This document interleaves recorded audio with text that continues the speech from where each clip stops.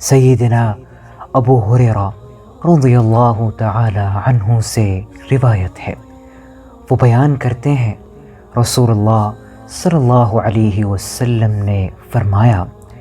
انسان کے حسن اسلام میں سے یہ بھی ہے کہ وہ ان کاموں کو ترک کر دے جن کا کوئی فائدہ نہیں۔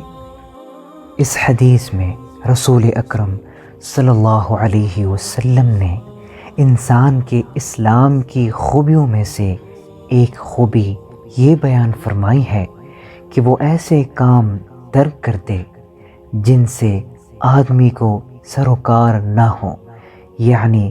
وہ ہر اس کام اور ہر اس چیز سے بے غرض اور لا تعلق رہے جو بے مقصد ہو اور جس سے دنیاوی مفاد وابستہ ہو، نہ آخرت میں فلاح و کامیابی کی توقع ہو۔ لہٰذا مسلمان کو اس قسم کے بیکار اور بے فائدہ امور سے کوئی واسطہ نہیں ہونا چاہیے۔